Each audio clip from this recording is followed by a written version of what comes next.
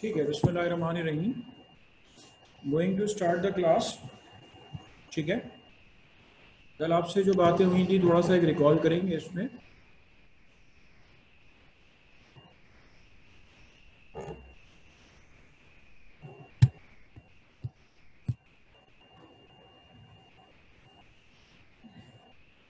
आप मुझसे मुझे कोई माइटोसिस की डेफिनेशन बता दे। मैं जिसकी भी स्क्रीन पे अनम्यूट लिखा हुआ है तो वो अनम्यूट कर दे उसको।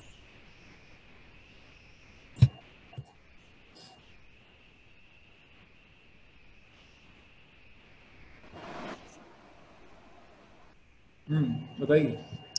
It is a cymatic cell division. When a Somatic. parent cell divides, somatic cell division, when a parent cell divides into two daughter cells with the same number of chromosomes in daughter cell as in parent cell. शाबाश। अच्छा, एक karyokinesis phase है और एक cytokinesis phase है। ठीक है, karyokinesis बेटा किससे कहते हैं? Karyokinesis, a division of nucleus. ठीक है, साइटोकाइनेसिस किससे कहते हैं? Division of cytoplasm. ठीक है, डिवीजन ऑफ साइटोप्लाज्म। ठीक है, कैरियोकाइनेसिस के फेजेस बताइए मुझे। Prophase, metaphase, anaphase, telophase. Telophase, prophase, metaphase, anaphase और टीलोफेज। ठीक है, मेटाफेज में क्या होता है? Metaphase, chromosomes, chromatids form into chromosomes. दोबारा। Chromatids form into chromosomes, assemble themselves into chromosomes. Chromosome appear in the form of chromatids and they align at the equator and get attached with the spindle fibers. ठीक है, और क्या होता है? Spindle fibre से attach हो जाता है। ठीक है, अच्छा एनाफेज में क्या होता है ये बताओ। एनाफेज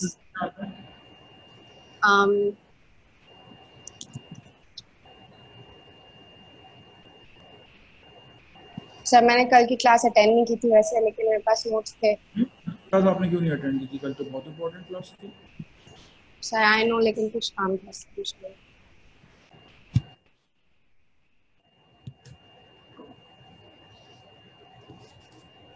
एनाफेज में बेटा क्या होता है बोलो। अस्सलाम वालेकुम सर। एनाफेज में ये होता है कि क्रोमोसोम्स जो होते हैं वो स्प्लिट इनटू क्रोमैटिड्स हो जाते हैं एट देयर सेंट्रोमेयर, और फिर उसके बाद वो है start to move towards their poles. आपको पता है, you are the champion of giving response, do you know? Oh my God, thank you sir. अगर आपसे रिस्पांस लेना हो तो मुझे तो फिक्र ही ना हो क्या करेंगे। जहरा मैं समझे नहीं, अब वो हमारी पुरानी वाली जहरा है। नाइस टू सी। चलो बेटा, तो इसका मतलब ये है कि तुम भी पढ़ोगे। सर आपकी आवाज थोड़ी मतलब कट रही है। आवाज भी आ जाएगी। मेटाफेज में क्या होता है दोबारा बताओ। मेटाफेज में सर, मेटाफेज में ये होता है कि क्रोमोसोम जो है वो अपने आप को अटैच कर लेते हैं स्पिंडल फाइबर्स पर। शाबाश। और chromosomes align at the equator and then they attach themselves to the spindle fibers. ठीक है, बिल्कुल सही है। चलिए, टीलोफेज में बेटा क्या होता है? टीलोफेज में ये होता है कि रिवर्स प्रोसेस होता है, इसमें न्यूक्लियर मेम्ब्रेन जो है रिपेयर हो जाती है और साइटोप्लाज्म में जो है इंडेंट आता है, और जो क्रोमोसोम होते हैं क्रोमैटिड्स की फॉर्म में वो बिल्कुल अपने पोल्स पर चले जाते हैं और न्यूक्लियर मेम्ब्रेन उनके आसपास दोबारा से रिपेयर हो जाती है। बिल्कुल सही है, जबरदस्त। अच्छा बेटा, माइटोसिस की मैंने आपको नाम एक टाइप बताई है, एम्फिएस्ट्रल माइटोसिस। एम्फिएस्ट्रल माइटोसिस किसे कहते हैं? जी सर, जहाँ पे दो एस्टर फाइबर्स जो होती हैं दोनों जगह पर होती हैं, दोनों पोल्स पर होती हैं, तो उसको एम्फिएस्ट्रल माइटोसिस कहते हैं, एनिमल सेल में जो होती है। ठीक है, सही है। तो in amphiaster mitosis the aster fibres they form at the poles, ये पोल्स पे बनते हैं एस्टर फाइबर, इस वजह से हम इसको एम्फिएस्टर माइटोसिस का नाम देते हैं। ठीक है जी। चलिए इसके बाद आइए, ठीक है बेटा शाबाश।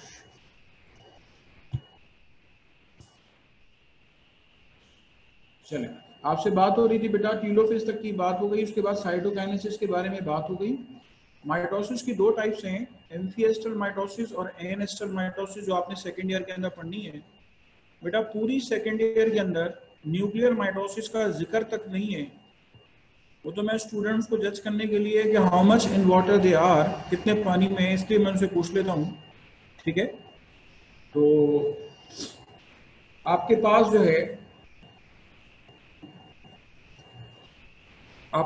है, वो जो भी चीजें हैं, अब इसके बाद मैं दो टाइप्स बता रहा हूँ आपको, एक बता दी एम्फिएस्टल माइटोसिस और अब बताने जा रहा हूँ आपको एनेस्ट्रल माइटोसिस। प्लांट सेल में जो माइटोसिस होती है उसको हम क्या नाम देते हैं? प्लांट सेल में माइटोसिस को नाम देते हैं एनेस्ट्रल माइटोसिस। चूंकि प्लांट सेल में सेंट्रोसोम्स मौजूद नहीं होते, ठीक है, प्लांट सेल में बेटा सेंट्रोसोम्स मौजूद नहीं होते, तो इसलिए हम जो है वो आपके पास प्लांट सेल में होने वाली माइटोसिस को एनेस्ट्रल माइटोसिस का नाम देते हैं। ठीक है, चलो अभी तक जो आपने बेटा माइटोसिस पढ़ी है उसकी खास बात यह थी कि मैंने गोल सेल बनाया था, राउंडेड सेल बनाया था, और राउंडेड सेल बनाने के अलावा मैंने उसमें सेंट्रोसोम जो है, अभी तक जो भी माइटोसिस थी मैंने उसमें गोल सेल बनाया था, और गोल सेल बनाने के बाद उसमें सेंट्रोसोम दिखाए हुए थे, एक प्रॉपर एनिमल सेल मैंने आपको शो कराया था। ठीक है, प्लांट सेल की जो माइटोसिस है उसमें एक बात याद रखिएगा, आप गोल राउंडेड सेल नहीं बना सकते। ठीक है बेटा, आप राउंडेड सेल नहीं बना सकते। अगर मैं सेल बनाऊंगा एनेस्ट्रल माइटोसिस का तो रेक्टेंगुलर सेल बनाऊंगा,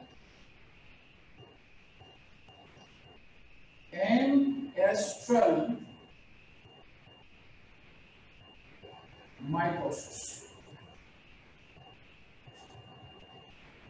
नो एस्टर फाइबर्स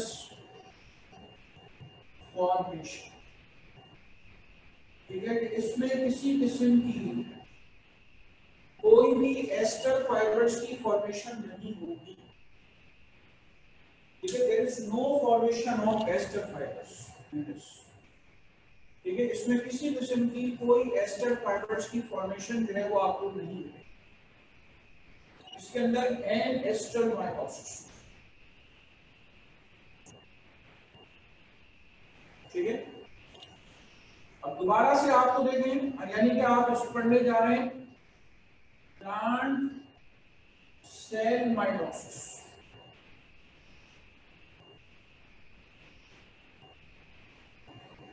अब बारी बारी आपसे बात कर रहा हूं, वही तमाम फेजेज हैं। सबसे पहला फेज है आपके पास प्रोफेज। प्रोफेज में आपके पास अगेन अर्ली, मिड और लेट प्रोफेज।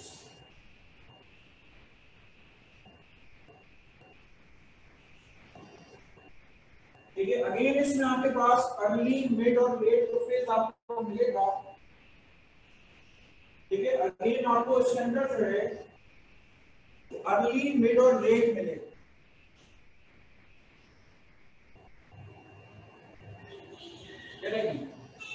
अर्ली प्रोफेज में क्या होगा? अर्ली प्रोफेज में आपके पास ये देखिए, ये न्यूक्लियर मेम्ब्रेन कुछ हद तक गायब हो रही थी, ये आपको मिलेगी। क्रोमोसोम्स आपको नजर आ रहे थे, क्रोमोसोम्स आपको नजर आ रहे हैं। ये अर्ली प्रोफेज हो गया। मिड प्रोफेज की क्या खास बात है? न्यूक्लियर मेम्ब्रेन पहले से और ज्यादा गायब हो गया। आपसे पीछे बात हुई है क्रोमोसोम्स एक दूसरे से दूर हो जाएंगे, क्रोमोसोम्स एक दूसरे से दूर हो जाएंगे और दरमियान की जगह खाली रह जाएगी। ठीक है, क्रोमोसोम्स एक दूसरे से दूर हो जाएंगे और दरमियान की जगह जो है वो खाली हो जाएगी। ऐसा होता है मिड प्रोफेज के अंदर।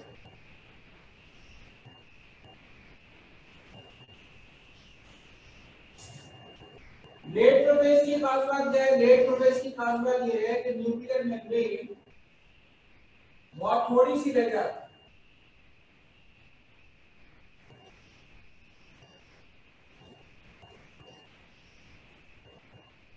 ठीक है, न्यूक्लियर मेम्ब्रेन बहुत थोड़ी सी रह जाती है। अच्छा, आप में से मुझे कोई बता सकता है कि एनिमल सेल को मैंने राउंडेड क्यों बनाया और इसको रेक्टेंगुलर क्यों बनाया? यानी कि बास प्रोफेसर जब एग्जाम में चेकिंग करते हैं और अगर एनेस्टल माइटोसिस एग्जाम में लिखने के लिए आती है और अगर उनको रेक्टेंगुलर सेल ना मिले तो वो क्या करते हैं? वो नंबर काट लेते हैं। रेक्टेंगुलर सेल मैंने क्यों बनाया? दो लोगों ने हिट रेस किया, शाबाश, गुड। 3 लोगों ने। हाँ बेटा बोलो, बारी बारी। सर प्लांट सेल में स्क्वायर इसलिए होता है क्योंकि वो सेल वॉल से बना हुआ होता है और सेल वॉल जो होती है वो बहुत फिक्स होती है और रिजिड होती है और वेल शेप्ड होती है, तो इस वजह से मतलब स्क्वायर शेप का होता है। और जो एनिमल सेल होता है उसके अंदर सेल वॉल नहीं होती, सिर्फ सेल मेम्ब्रेन होती है, तो सेल मेम्ब्रेन इतनी फिक्स और रिजिड नहीं होती और हार्ड नहीं होती, इस वजह से वो सेल होती है। अच्छा बेटा मेरी बात सुन लीजिएगा, ये रीजन नहीं है, ये रीजन नहीं है। ये रीजन इसलिए नहीं है कि अगर प्लांट सेल में सेल वॉल का रीजन अगर आप देंगे तो सेल में तो प्लांट सेल के अंदर जो है वो सेल गोल ही नहीं होना चाहिए। प्लांट सेल के अंदर सेल गोल भी होता है। ठीक है, प्लांट सेल के अंदर सेल जो है वो गोल भी होता है। पैरेन्काइमा सेल जो होती है वो गोल होती है, मीजोफिल सेल जो होते हैं वो भी गोल होते हैं। अगर सेल वॉल रीजन है तो फिर तो प्लांट सेल के अंदर प्लांट सेल के अंदर जो है वो फिर तो सेल गोल होने ही नहीं चाहिए थे। चलें, और कोई reason? I want to hear a gravitize reason. 4 लोगों ने हैंड रेज किया भाई। सर शायद इसलिए क्योंकि प्लांट सेल में वैक्यूम होता है। नहीं, ये जो मैं आपको सेल दिखा रहा हूँ सुनिएगा, इस सेल के अंदर वैक्यूल नहीं होते जो सेल डिवाइड हो रहे हैं। They are divide of vacuoles.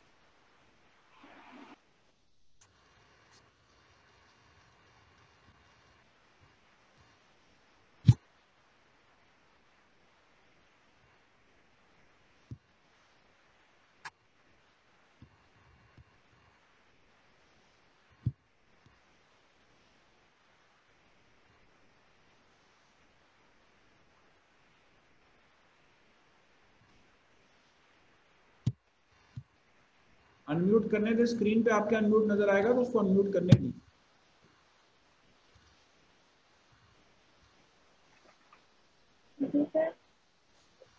हाँ बताओ क्यों मैंने रेक्टेंगुलर सेल क्यों बनाया? स्क्वायर शेप के रेक्टेंगुलर सेल मुझे सेल वॉल का ही लग रहा था, लेकिन आपने कहा सेल वॉल नहीं है। नहीं, सेल वॉल का रीजन नहीं है बेटा। चले कोई बात नहीं, ट्राई तो करना, शाबाश। सर शायद इसलिए क्योंकि प्लांट सेल सेल्यूलोज से बनी हुई होती है, शायद। नहीं, देखिए जो आंसर मैं सुनना चाह रहा था आप लोगों की तरफ से, ये सवाल बड़ा अहम है। आप जरा गौर करें, आपने 9th क्लास में बेटा एक बात पढ़ी है, पौधे के अंदर 2 तरह के सेल्स होते हैं। एक होते हैं आपके पास मेरिस्टेमेटिक सेल्स और एक होते हैं परमानेंट सेल्स। ठीक है, सेल्स की एक टाइप कहलाती है मेरिस्टेमेटिक सेल्स और सेल्स की दूसरी टाइप कहलाती है परमानेंट सेल्स। ठीक है, मेरिस्टेमेटिक का मतलब है डिवाइजिबल सेल्स, यानी कि जो डिवाइड हो सकते हैं। और परमानेंट सेल्स की खास बात है वो डिवाइड नहीं होती।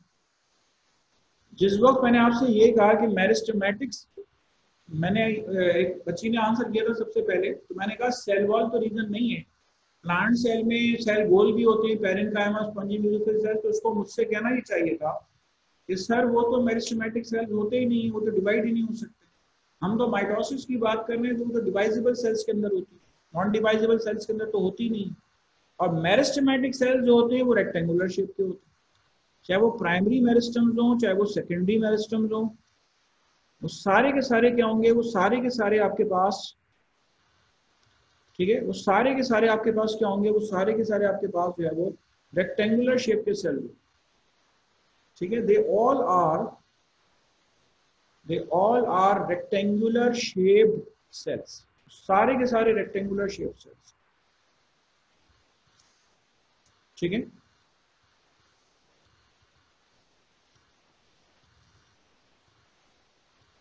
चले,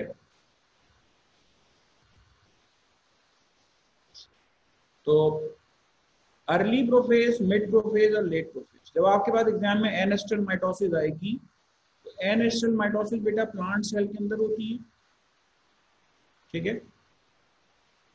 एनेस्टल माइटोसिस होती है प्लांट सेल के अंदर, और एम्फीएस्टल माइटोसिस होती है एनिमल सेल के अंदर।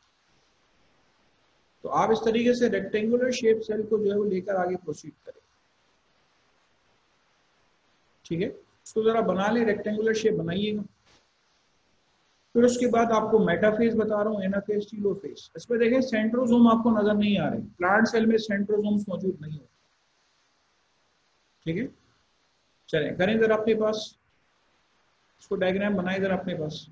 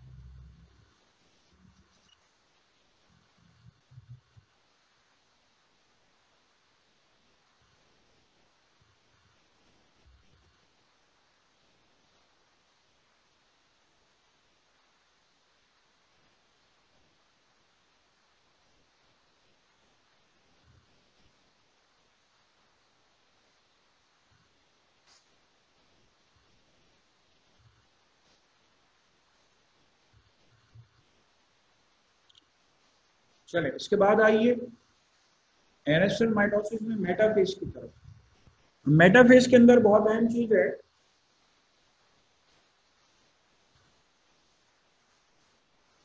यहाँ बता रहा हूँ आपके सामने metaphase.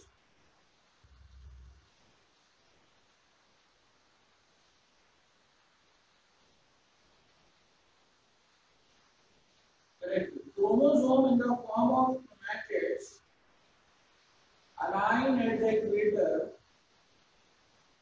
and get attached with the spindle fibers.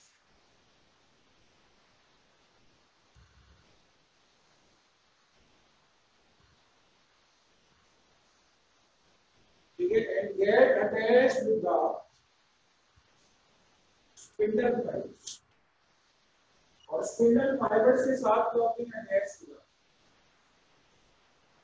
ठीक है। Chromosome in the form of chromatids align at the equator and get attached with the spindle fibers, ठीक है। और क्या होता है, स्पिंडल फाइबर्स के साथ वो जो है अटैच हो जाता है,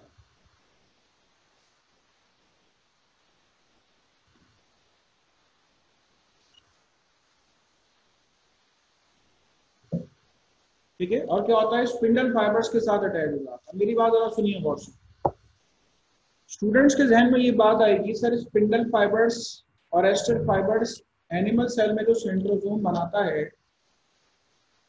ये बताइए कि आपके पास प्लांट सेल के अंदर जो है वो स्पिंडल फाइबर्स जो है तो कौन बनाए? तो प्लांट सेल के अंदर जो स्पिंडल फाइबर्स मौजूद हैं, ठीक है, प्लांट सेल के अंदर जो स्पिंडल फाइबर्स मौजूद है वो सारे के सारे आपके पास साइटोप्लाज्म में है। ठीक है, प्लांट सेल के अंदर जितने भी स्पिंडल फाइबर्स हैं वो साइटोप्लाज्म बनाए। ठीक है, this is formed by what? This is formed by the cytoplasm. Cytoplasm के अंदर जो माइक्रोट्यूब्यूल्स मौजूद होते हैं, वो माइक्रोट्यूब्यूल्स क्या करते हैं? वो माइक्रोट्यूब्यूल्स इन स्पिंडल फाइबर्स की फॉर्मेशन करेंगे। ठीक है,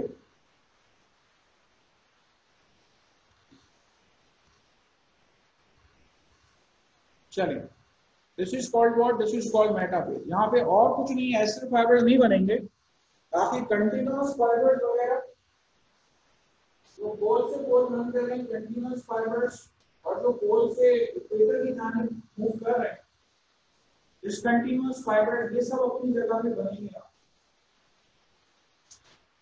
ठीक है, ये सब के सब अपनी जगह पर यहाँ पर बनेंगे। ठीक है, इन सब की फॉर्मेशन होगी यहाँ इस जगह। लेकिन फर्क इतना है कि साइटोप्लाज्म में जो माइक्रोट्यूब्यूल्स मौजूद होंगे, ठीक है, साइटोप्लाज्मिक माइक्रोट्यूब्यूल्स जो मौजूद होंगे, वो साइटोप्लाज्मिक माइक्रोट्यूब्यूल्स क्या करेंगे? इसकी फॉर्मेशन करेंगे। ठीक है, साइटोप्लाज्मिक माइक्रोट्यूब्यूल्स की फॉर्मेशन, बाकी सारी चीजें वही है। ठीक, बना लेता है डायग्राम बना।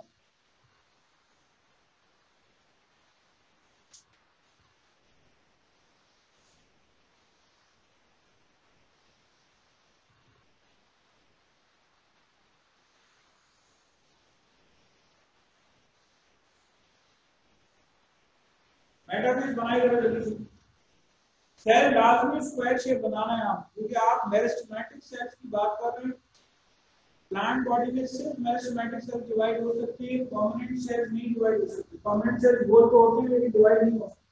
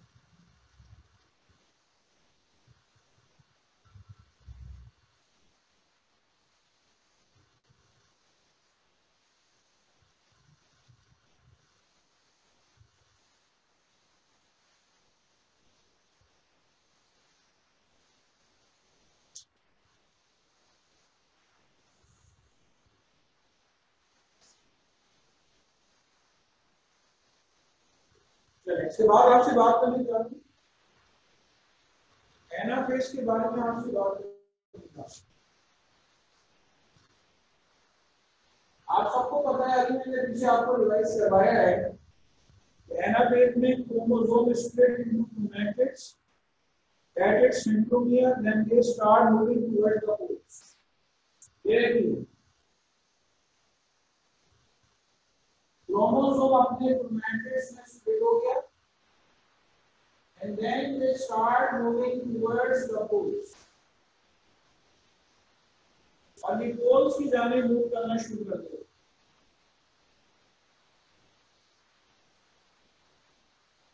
मैंने इसके लिए एक वर्ड आपको बताया है।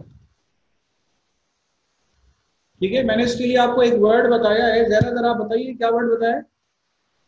डिसजंक्शन। शाबाश, इसको कहते हैं डिसजंक्शन। ठीक है, मैंने इसको क्या बताया? मैंने इसको डिसजंक्शन बताया। Good. Passing of chromosomes into a cell that really deserves to get it. ठीक है, यानी कि जिसमें आपके पास क्रोमोसोम जो है वो अपने अपने अपने अपोजिट पोल्स पे मूव करेंगे। ठीक है, chromosome split into chromatid at centromere and then they start moving toward the poles. इस प्रोसेस डिसजंक्शन, ठीक है। बाकी सारे फाइबर्स वगैरह आपके पास एज इट इज रहेंगे, ठीक है। बाकी सारे फाइबर्स वगैरह आपके पास, ठीक है। This is the feature of what, this is the feature of anaphase, ठीक है। ये आपके पास है। एनाफेज की बात आई है,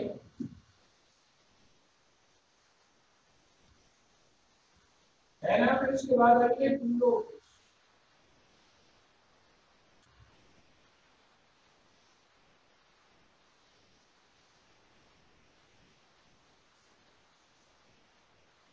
टीलोफेज में क्या होता है, ये chromosomes in the form of chromatids they are now at the pole, अब ये पोल्स पे पहुंच जाते हैं, न्यूक्लियर मेम्ब्रेन रिएक्टिव नष्ट हो जाती है,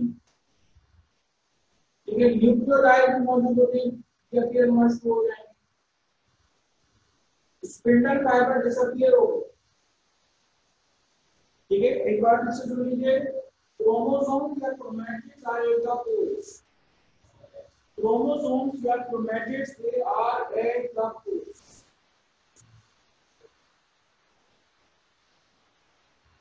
chromatids at the poles,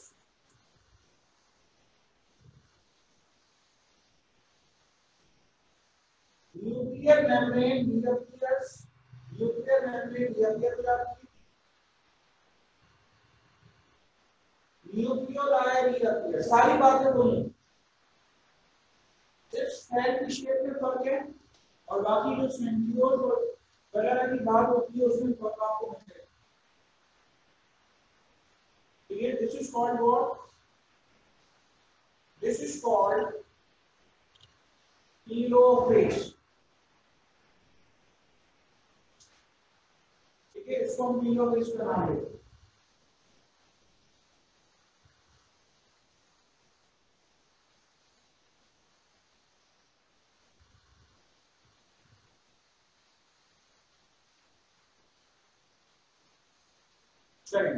अच्छा, इसके साथ साथ सुन लीजिए, जब आपने एनिमल सेल के अंदर बात की थी उसमें गड़ा पड़ना शुरू होता है दरमियान में से, यहाँ पे गड़े के बारे में बात करें, यहाँ पे गड़ा नहीं पड़ेगा, बल्कि क्या होता है यहाँ पे छोटे छोटे पैकेट दरमियान में आके जमा होना शुरू हो जाता है, ठीक है। यहाँ पे पैकेट जो है दरमियान में आना शुरू हो जाता है, दरमियान में आके फिर फट जाते हैं, ठीक है। दरमियान में आके फिर फट जाते हैं और फटने से क्या होता है, फटने से दीवार बन जाती है,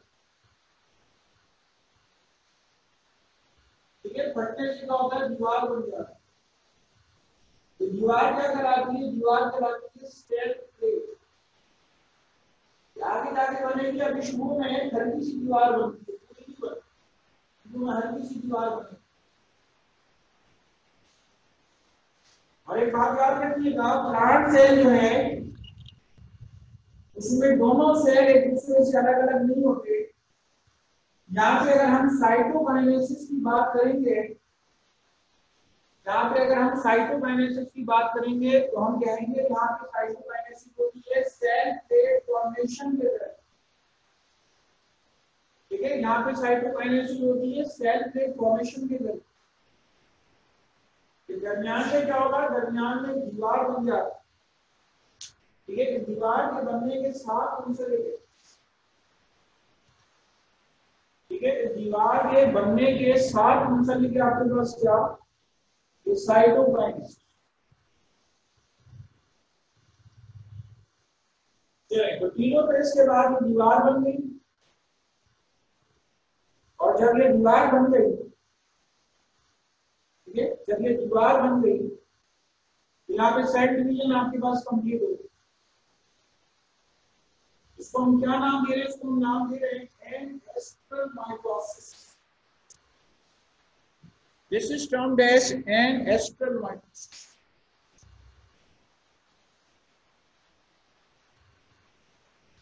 बना लें जरा diagram, take your time.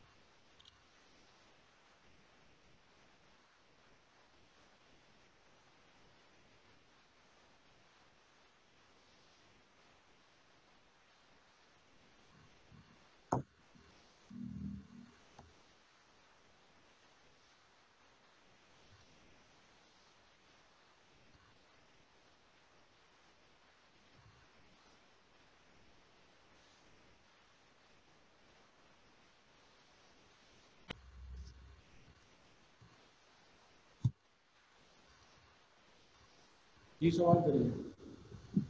Sir आवाज नहीं आई थी, सॉरी। वो आपने जब मेटाफेज वाला बताया था उसमें आपने बताया कि जो है वो स्पिंडल फाइबर्स जो है यहाँ पे प्लांट सेल में सेंट्रोसोम नहीं होता, तो आपने क्या बताया था कि मतलब कहाँ से आए ये स्पिंडल फाइबर्स? साइटोप्लाज्म से आएंगे। साइटोप्लाज्म में बने हैं। मुझे एक बात बताइए बेटा कि जो सेंट्रियोल होता है क्या उसके अंदर माइक्रोट्यूब्यूल्स होते हैं? सॉरी सर, आवाज नहीं आई। कह रहा हूँ आपने फर्स्ट ईयर में सेंट्रियोल का स्ट्रक्चर पढ़ा है ना? जी जी सेंट्रियोल्स बिल्कुल। Consist of 9 parallel triplets of hollow cylindrical microtubules. Yes क्या सर। ये आपने पढ़ा है? यस सर, ये पढ़ा है। अच्छा, अब ये देखिए, अब आपने ये भी बात पढ़ी होगी कि साइटोस्केलेटन के अंदर के सेल का जो साइटोप्लाज्म है, ठीक है, सेल का जो साइटोप्लाज्म है उसके अंदर क्या मौजूद होती है? ऑलरेडी माइक्रोट्यूब्यूल्स मौजूद, ठीक है, तो यही सेल का बना जो, देते हैं स्पिंडल फाइबर। हाँ, उसके अंदर माइक्रोट्यूब्यूल्स मौजूद होते हैं। अब प्लांट सेल का जो साइटोप्लाज्म है उसके अंदर जो माइक्रोट्यूब्यूल्स मौजूद होते हैं वो यहाँ पे क्या करते हैं? वो यहाँ पे स्पिंडल फाइबर्स की फॉर्मेशन करवाते हैं। Okay, thank you sir. वो यहाँ पे स्पिंडल फाइबर्स की फॉर्मेशन करवाते हैं। तो ये आपको बताया।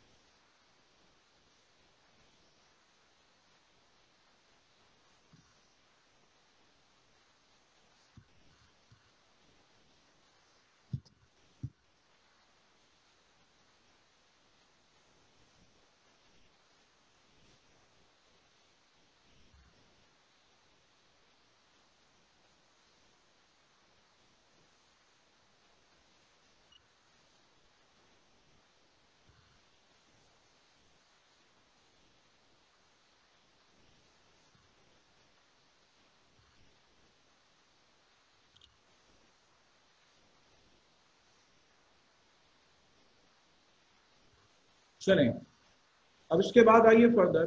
अब आप में से मुझे कोई बताएगा एम्फिस्टल माइटोसिस और एनेस्टल माइटोसिस में क्या फर्क है? अच्छा, एक क्वेश्चन किसी ने पूछा है, चलें और नीचे कर लिए। एम्फिस्टल माइटोसिस में और एनेस्टल माइटोसिस में अगर लिखने के लिए आएगा एग्जाम में तो हम क्या लिखेंगे? कौन बताएगा? सोचिए पहले, एम्फिस्टल माइटोसिस और एनेस्टल माइटोसिस में क्या फर्क है?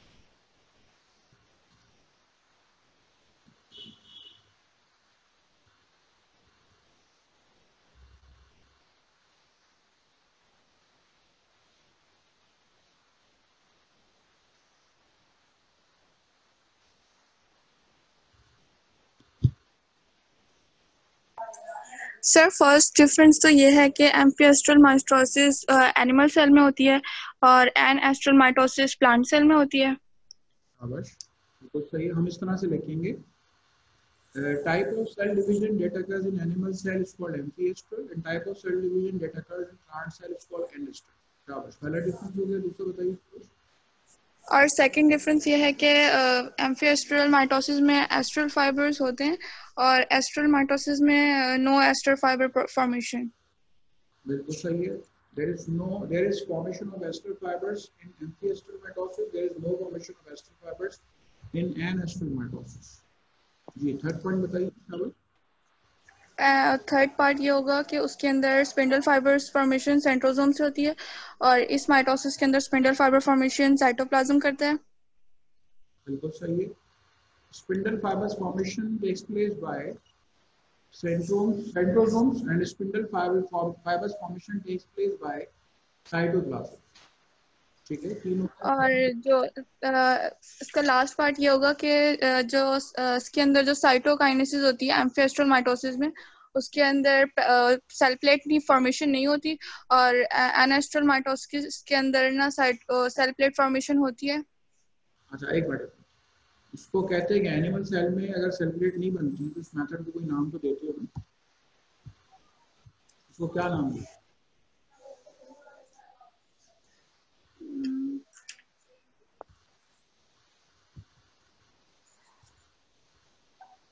पता नहीं सर। सेल फरो मेथड, ठीक है। Cell furrow method. Cytokinesis takes place by cell furrow method, और वहां लिखेंगे cytokinesis takes place by cell plate formation. ठीक है, बिल्कुल सही है, जबरदस्त। और कोई डिफरेंस इसके अलावा बता सकता है? हिंट करिए, इसके अलावा कोई और डिफरेंस बता सकता है?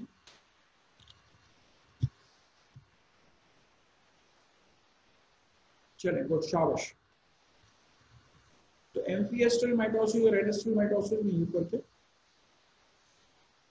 और याद रखिए एग्जाम में अगर एम्फिएस्टल माइटोसिस आ गई लिखने को, एक वक्त में एक आई, या तो हो सकता है कि सिर्फ आपसे माइटोसिस करके पूछ लें, ठीक है, तो कोई हर्ज नहीं है। लेकिन अगर एम्फिएस्टल पूछा जाएगा तो आप एनिमल सेल माइटोसिस लिखेंगे, और अगर एनेस्टल पूछा जाएगा तो आप प्लांट सेल माइटोसिस लिखेंगे, ठीक है।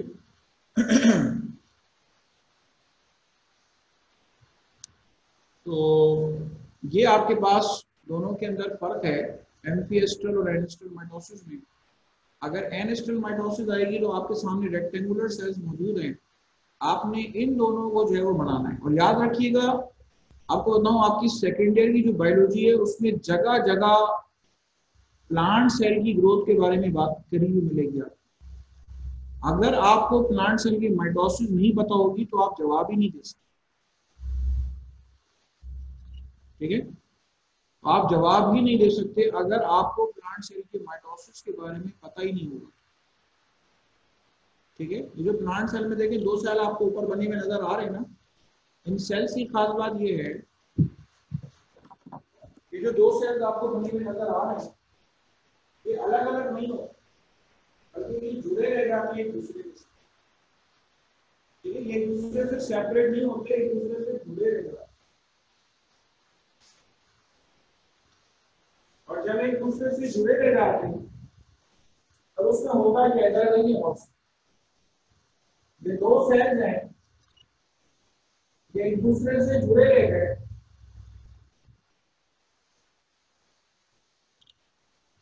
जब एक दूसरे से जुड़े रह गए और उसमें से एक सेल क्या करेगा, एक सेल जो है वो आपके पास परमानेंट सेल बना लेगा, ठीक है। राउंडेड सेल बना लेगा, ओवल शेप सेल बना लेगा, ठीक है। राउंडेड शेप सेल बना लेगा, ओवल शेप सेल बना लेगा, तो ये प्रॉपर सेल बना लेगा, ठीक है। This will form a proper cell. ये आपके पास कोई प्रॉपर सेल बना लेगा। ध्यान में आएगा सर, दूसरा सेल क्यों बचा रहा बेटा? दूसरा सेल इसलिए बचा रहा कि ये आगे जाके अगली बार डिवीजन करेगा।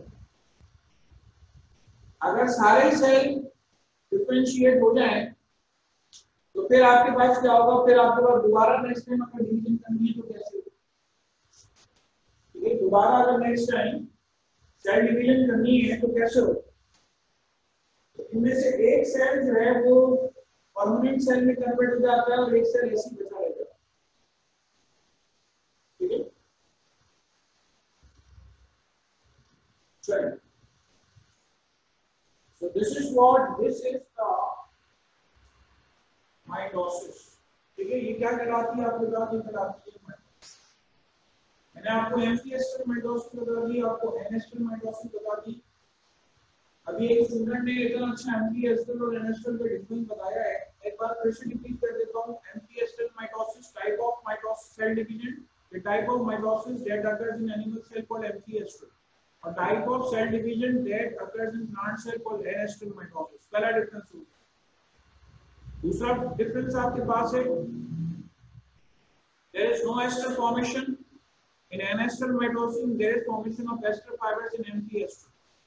तीसरा डिफरेंस है आपके पास spindle fibres are formed by centrioles और सेंट्रोसोम्स इन एम्फिएस्टल माइटोसिस। और एनेस्टल के अंदर क्या है,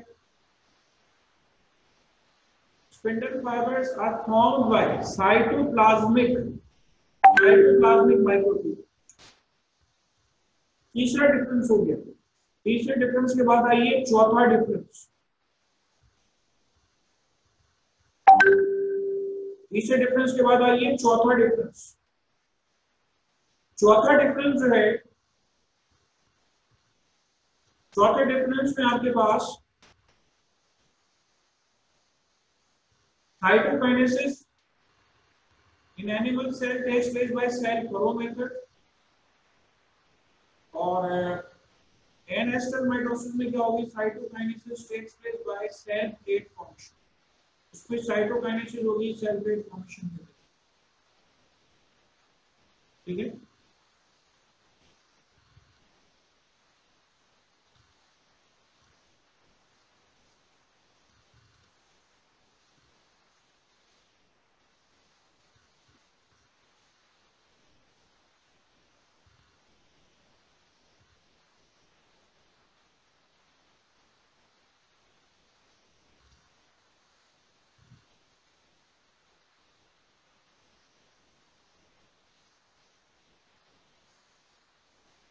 चलें। दिस इज कॉल्ड व्हाट, एम्फियस्टल और एनेस्टल माइटोसिस। अब उसके बाद आपको बताने जा रहा हूँ माइटोसिस की सिग्निफिकेंस। किसी ने कोई सवाल करना है तो पूछ ले, 2 से 3 मिनट रह गए, सवाल करना है तो पूछ ले। मैं आपको अनम्यूट करूंगा। अस्सलाम वालेकुम सर।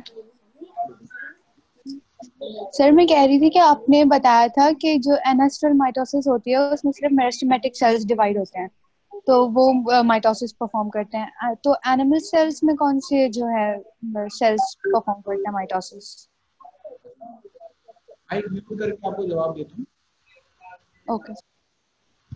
लेकिन बेटा होता ये है कि एनिमल सेल्स में ग्रोथ होती है पूरी बॉडी में। प्लांट सेल्स में जो ग्रोथ होती है मेनली वो उसकी एपेक्स पे होती है, कोनों में होती है, स्टेम एपेक्स पे होती है, रूट एपेक्स पे होती है। तो इसलिए आपके पास क्या होता है, इसलिए आपके पास जो प्लांट सेल हैं उनमें सिर्फ मेरिस्टेमेटिक सेल्स में डिवीजन मिलेगा। अब इसका कतई मतलब नहीं है मेरे जवाब का कि एनिमल सेल का हर सेल डिवाइड हो सकता है, नहीं। अगर फर्ज करें किसी को हार्ट अटैक हुआ, अब हार्ट के सेल्स दोबारा डिवाइड हो सकते हैं, नहीं हो सकते। जब वो छोटा बच्चा था उस वक्त तक तो डिवाइड हो सकते थे, न्यू बेबी बॉर्न था या उससे पहले, बर्थ से पहले उस वक्त तक तो डिवाइड हो सकते थे, लेकिन उसके बाद जो है वो आपके पास डिवाइड नहीं हो सकते। ठीक है, उसके बाद जो है वो आपके पास डिवाइड नहीं हो सकते।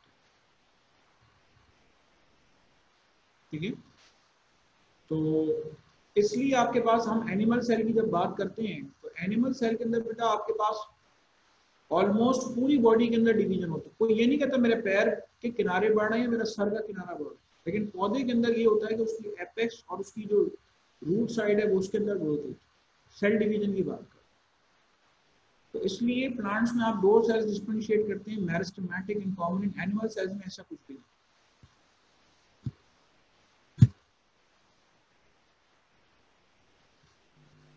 जी बेटा सवाल करें। सर जो आपने सेल प्लेट की फॉर्मेशन बताई वो किस चीज से होती है?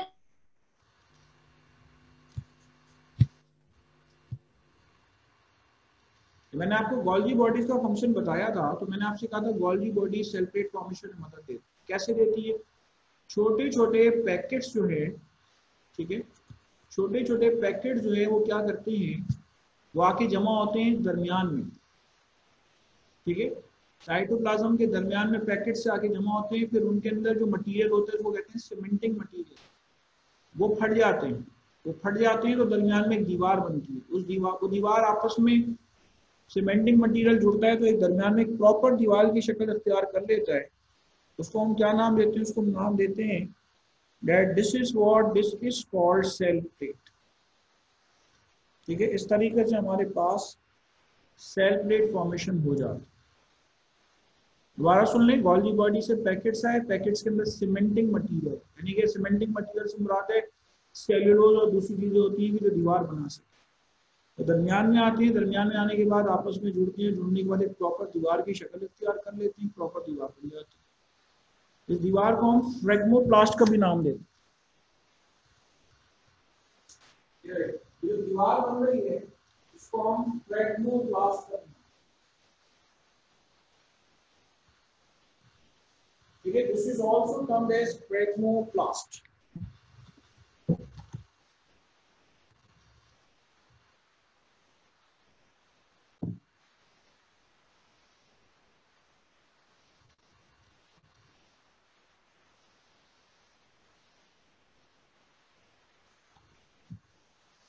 चलें, मीटिंग यहाँ पे खत्म करेंगे इंशाल्लाह। नेक्स्ट क्लास में आपसे बात करेंगे। बेटा पढ़कर आइए।